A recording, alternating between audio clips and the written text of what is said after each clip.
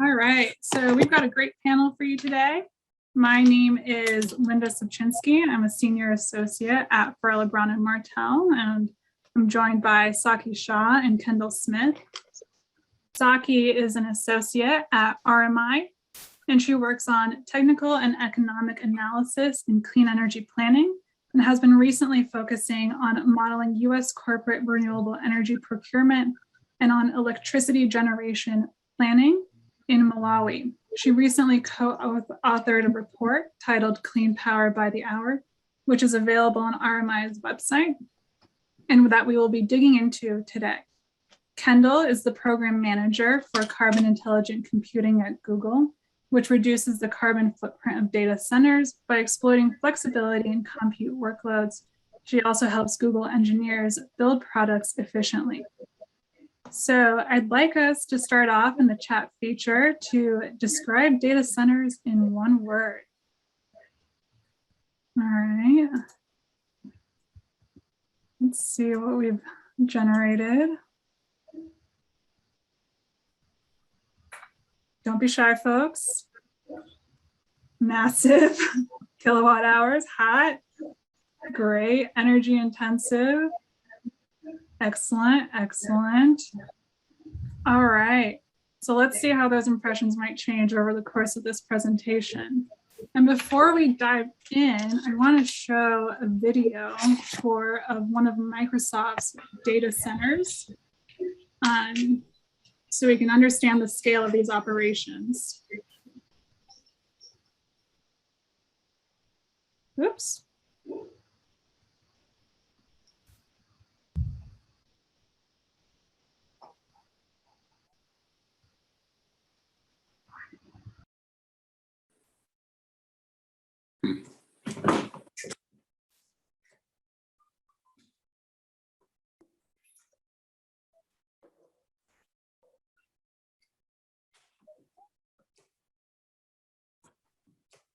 Oh, sorry.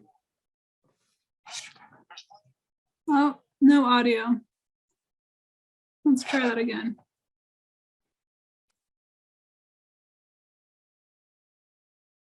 Each like the battery under the hood of your. These campuses represent not only the most advanced digital infrastructure in the world, but some of the most advanced energy infrastructure as well. Why?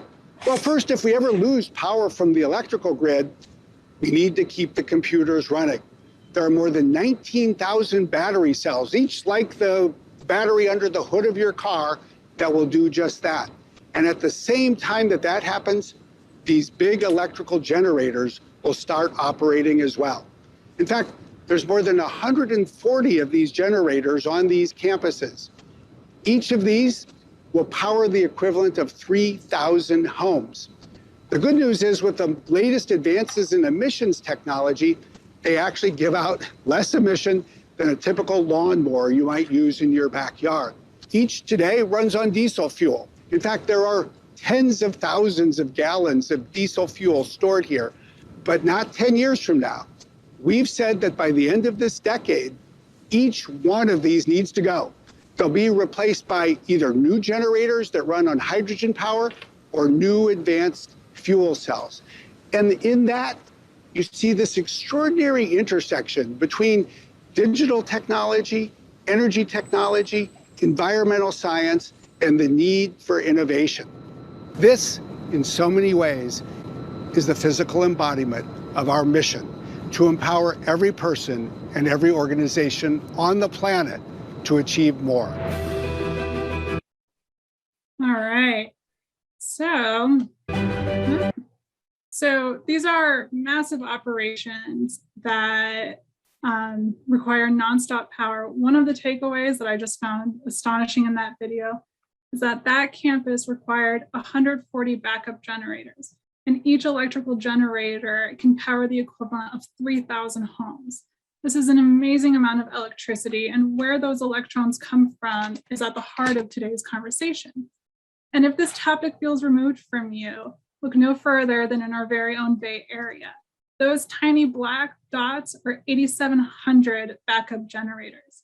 and data centers use 1.2 gigawatts of backup power. So data centers use a ton of energy, and we heard from the video that Microsoft and others are looking for ways to decarbonize their operations. So who's keeping track of these efforts? So these next few slides will touch on regulators in the field, voluntary programs that technology companies have entered into, and certificates and awards that data center companies strive for. So I'll start off with the regulators, and I'll add that Buzz Hines will be joining us later in this program to add further flavor to these regulatory issues.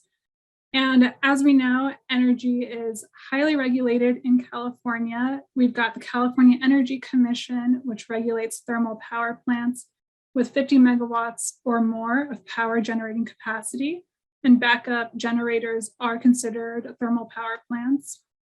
We've got the California Public Utilities Commission, which implements and administers the Renewable Portfolio Standard, which requires that all of the state's electricity come from carbon-free sources by 2045.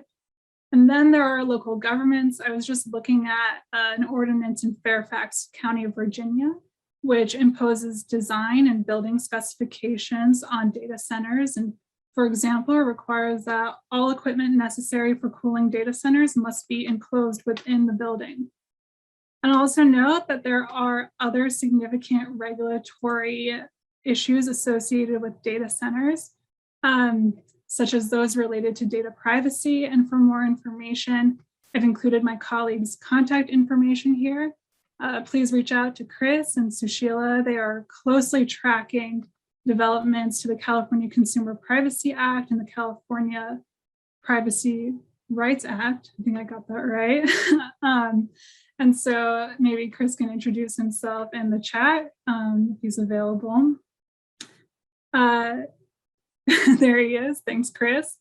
All right, there's also plenty of self-regulation here, and I've highlighted Europe's Climate Neutral Data Center Pact, which was signed by major European data center companies to reach climate neutrality by 2030. You can see here that they've imposed targets for meeting and adhering to the Pact's goals. There's also the European Code of Conduct for Energy Efficiency in Data Centers.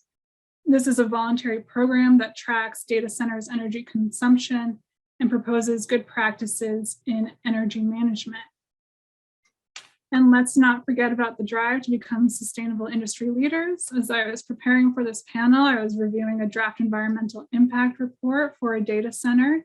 And the applicant made a point in saying that the new data center will meet the highest sustainability and green building standards by obtaining LEED certification and designing to Cal Green standards. You'll also see here that data centers can receive Energy Star certification if they're in the top 25% in performance. And again, there's this code of conduct for energy efficiency in data centers that if you obtain those performance standards, then you can obtain this certification. There's also numerous organizations that give out awards to top performers. And of course, this can be a significant driver for companies. And with that overview and taste of data centers, I'm going to turn this over to Saki. So thank you, Saki.